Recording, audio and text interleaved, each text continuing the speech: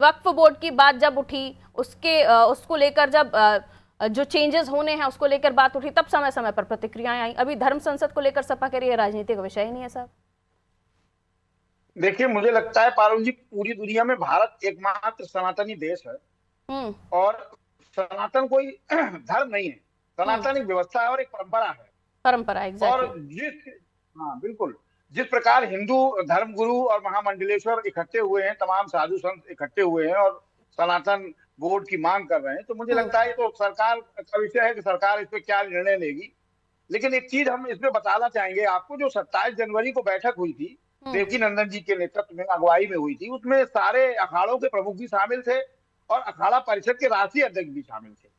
और मुझे लगता है कि देश के जब सारे साधु संत एकजुट हैं और मांग कर रहे हैं, तो ये सरकार अपने विचार करे कि इस पे अगर बनता है सनातन बोर्ड, तो राजनीति ना हो, राजनीति सनातनों के साथ ना हो। दूसरी बड़ी बात, इससे पूर्व भी जो अखाड़ा परिषद के अध्यक्ष है रविंद्र पुरी जी, वो देश के प्रधानमंत्री नरेंद्र मोदी जी से और उत्तर प्रदेश के मुख्यमंत्री योगी आदित्यनाथ जी से दक्षिणा के रूप में ये मांग कर चुके हैं कि सनातन बोर्ड बनाया जाए और वक्फ बोर्ड खत्म किया जाए।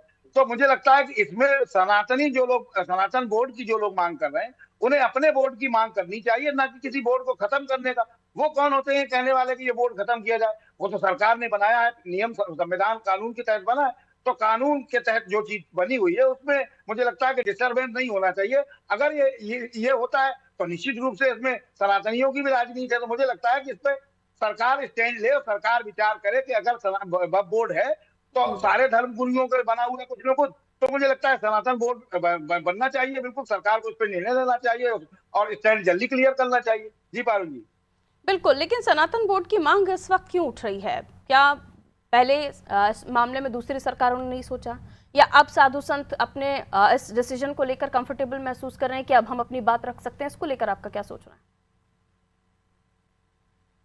नहीं, जब से भाजपा सरकार में आई है, निश्चित रूप से चाहे हिंदू धर्मगुरु हो, चाहे महामंडलेश्वर हो, चाहे साधु संत हो, हम्म। सब लोग सनातन वो एकजुट होकर, खासकर जब से भाजपा की सरकार आई है, क्योंकि उन्हें ये लगता है कि भारतीय जनता पार्टी हमारी मदद कर सकती है या हमारे साथ खड़ी हो सकती है।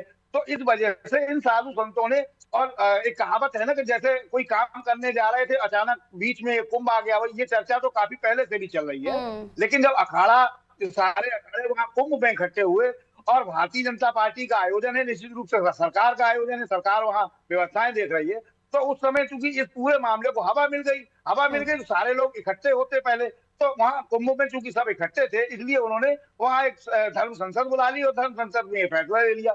अब निर्णय हम्म। चूंकि सरकार को लेना है, और किसी भी राजनीतिक दल को मुझे लगता है पारुल जी, इस पर राजनीति नहीं करनी चाहिए, चाहे भारतीय जनता पार्टी हो, चाहे कांग्रेस हो या सपा हो।